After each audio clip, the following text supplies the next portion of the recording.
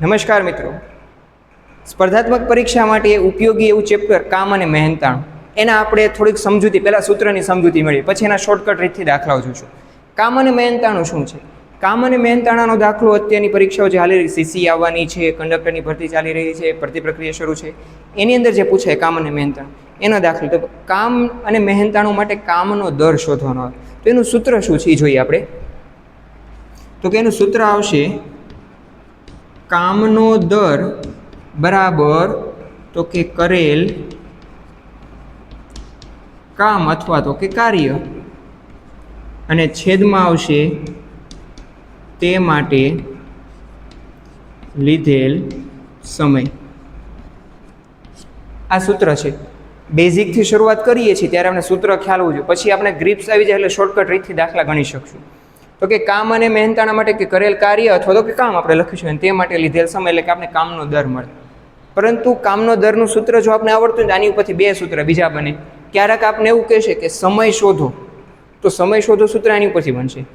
કાર્ય શોધો, કરેલ કાર્ય, કેટલું કાર્ય કર્યું છે તે શોધો. પણ ત્યારે એક વસ્તુ યાદ રાખવાની કે જે આપણને શોધવાનું કીધું છે એને કરતા બનાવો. કેવી રીતે?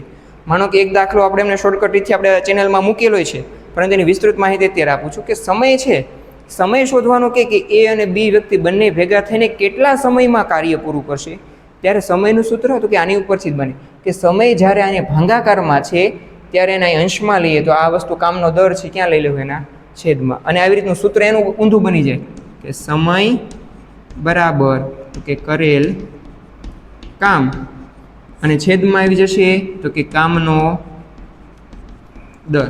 ત્યારે ઊંધું થઈ જશે. અંશમાં છે, છેદમાં છે, અને અંશમાં લઈ લઈએ અને એ સાથે ગુણાકાર થાય, ગુણાકારની રકમ આને બાજુ આવશે એટલે પછી ભાગાકારમાં જશે.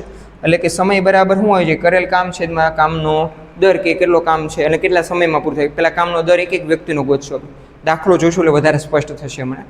અને એ જ વસ્તુ કાર્ય શોધવાનું કે આપણે કે કાર્ય કેટલું છે ત્યારે કાંઈ નહીં, તો સમય છે એ સીધે સીધો અહીં ભાંગાકારમાં છે, બરાબરની બીજી બાજુ આવશે તો ગુણાકારમાં. કે કરેલ કાર્ય અથવા કરેલ કામ કેટલું છે, કે કામનો દર ત્યારે આપણે આપેલો હશે ને સમય આપેલો છે, તો કરેલ કાર્ય કેટલું છે એ આપણે શોધવાનું થશે. ત્યારે આ ભાંગાકારમાં થાય, ગુણાકારમાં. આની ઉપરથી આવી રીતે ત્રણ સૂત્ર બને, પણ એક સૂત્ર ઉપરથી આપણે સૂત્ર બધાય સમજાઈ જાય.